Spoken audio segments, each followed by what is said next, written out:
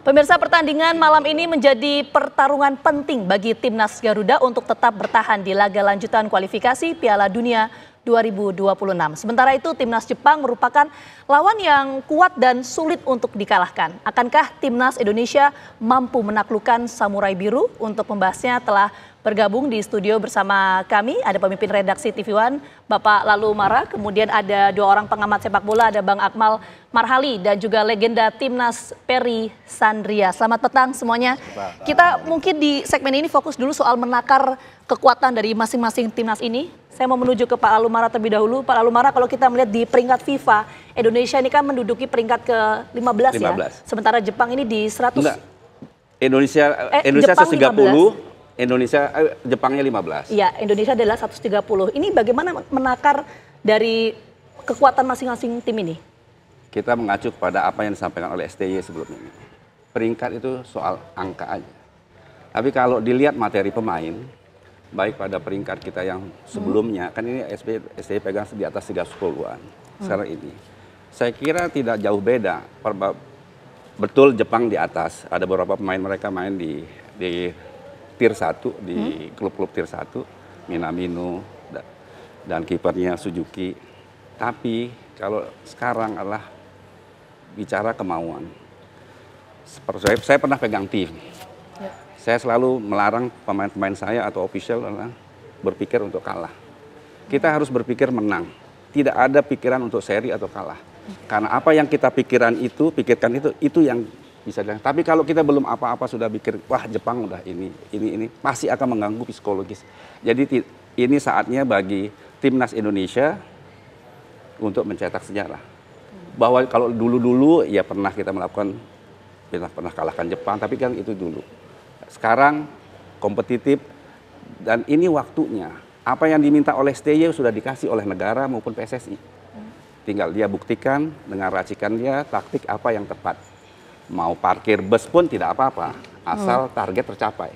Menurut saya itu, saya kira ada Bung Ferry sebagai mantan timnas, itu akan lebih tahu. Oke, kita langsung menuju ke Bung Akmal ya. Kalau tadi kan Pak Lalu Mara menyampaikan bahwa ini momentum, kita tidak bicara soal peringkat. Tapi kalau kita lihat juga ini kan kita bermain di kandang sendiri ya. Nah ini bagaimana untuk psikologisnya itu tadi? Ya tadi Bang Lalu sudah menyebutkan secara statistik kita kalah jauh. Kemudian kalau bicara market value juga 10 kali lipat Jepang. Kita cuma 593 miliar.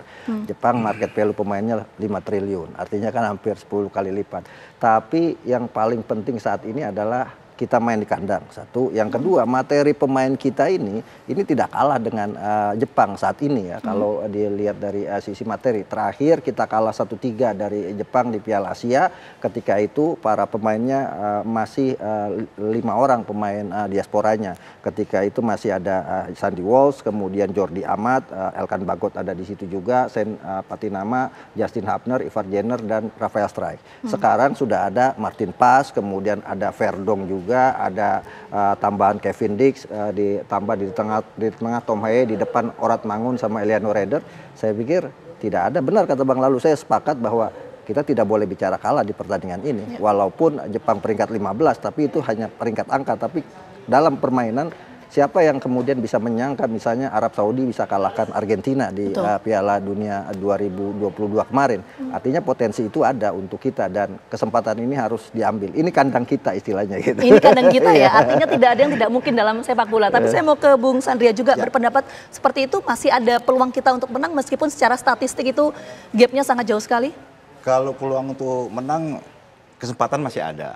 Ya, jadi yang dikatakan Bang Alu itu benar. Sebelum bermain jangan kita bilang kalah.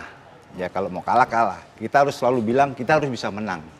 Ya, yang dikatakan Bang Amal tadi, ini kandang kita gitu loh. Ya. Dan Jepang juga bermain di GBK itu 2 kali bertemu dengan timnas kita tidak pernah menang. Yang pertama itu tahun 81, waktu zamannya senior saya itu Bang Alu, Bambang Nur. Heri Kiswanto itu dengan itu waktu itu uji coba ya. Kita menang 2-0 dan tahun 89 untuk penyisihan Piala Dunia kualifikasi tahun 90 itu berakhir 0-0. Nah, ini juga sebenarnya juga sejarah gitu loh. Kekuatan Indonesia timnas kita.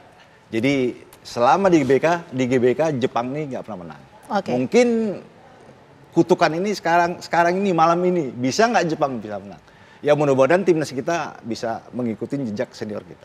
Oke, karena sudah ada catatan sejarah tadi Ya, itu ya, ada menang 2-0, 0-0 juga. Nah, tapi begini Pak Lalu, kalau kita bicara tadi kan disampaikan oleh Bu Akmal bahwa ini psikologis pasti akan menentukan kemenangan juga ya, apalagi kita main di kandang sendiri. Tapi bagaimana kalau kita lihat kekuatan dari Jepang? Kita tahu ketika melawan Bahrain, itu kan sempat mendapatkan tekanan psikologis juga Betul. kan? Nah, itu gimana? Kalau bicara kekuatan teknis, Jepang ini tim yang dibangun bukan semalam. Betul. Mereka sudah prosesnya panjang. Kita harus akui itu. Tapi ini ada 100.000 penonton ada di situ. Dan kita bermain di kandang seperti Bung Akmal. Tekanan penonton itu juga punya pengaruh besar. Betul. Nah, tinggal pemain kita asal jangan sampai berpikir kalah aja dari sebelum main. Bahwa mereka harus berpikir bahwa ini waktunya saya ngambil. Ini momentum. Kapan lagi saya bisa buat sejarah untuk kalahkan Jepang? Ya hanya di momen ini.